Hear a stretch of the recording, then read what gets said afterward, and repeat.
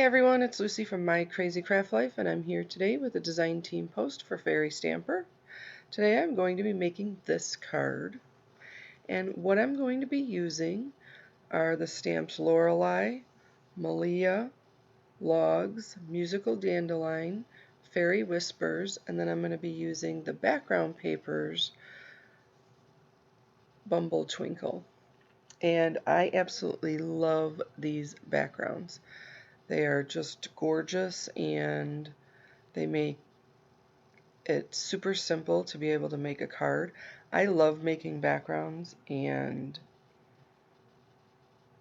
I guess I just love making backgrounds, but it is so nice to be able to pull something out and have it just be gorgeous without having to do anything, because sometimes you need a quicker card. Sometimes you don't have time to put all of that time into making the backgrounds. And there's just, with these papers, there's just so much texture looking in them. Not that there's a lot of texture to the paper, but it's just, it looks so good. And like I said, it just makes it so simple to be able to create a gorgeous card with these backgrounds. I am going to be first taking the sentiment, and I'm going to be stamping it with some unicorn ink, white ink. And then I'm going to heat emboss it with white embossing powder.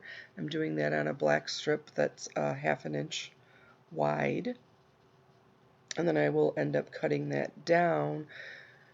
Now when I go to actually put the heat tool on this, I end up dropping it. I thought I was going to have to redo it again. I actually made this card once, and I did everything exactly the same except where I moved the stamps, and when it gets to the point I will let you know why I decided I had to redo the card, because it just didn't make sense a little bit with some of the stuff.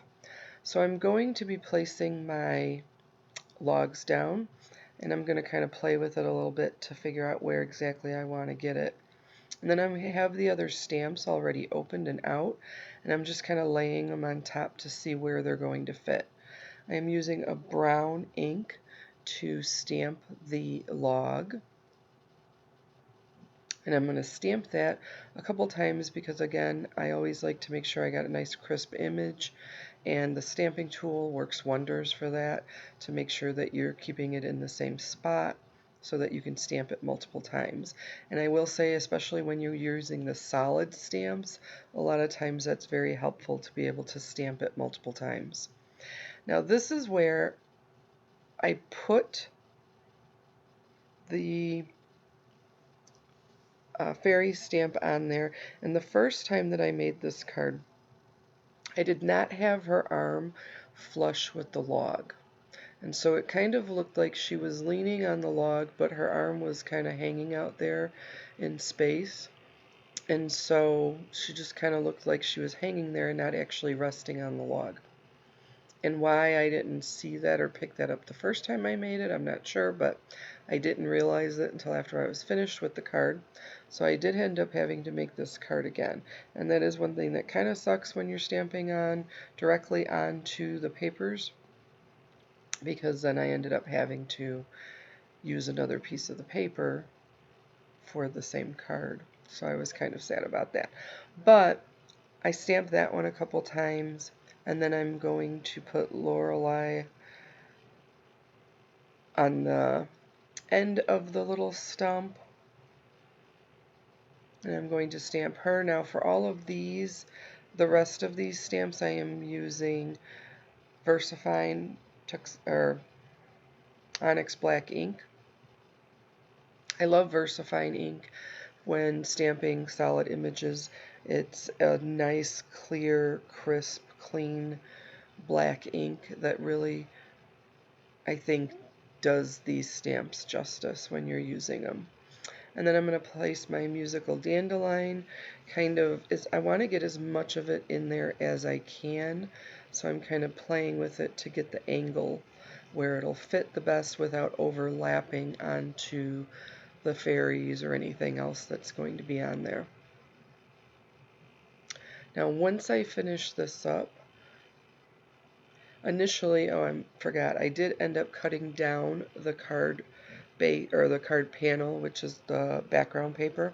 I cut it down to 5¼ inches.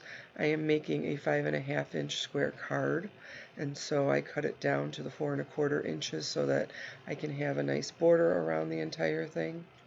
The other thing you might find once in a while when you're using the stamping tool is that you might have the stamps kind of sticking to it and pulling the paper, and normally you can fit something in there just to slide in there like the ruler you saw, just to kind of hold that paper down.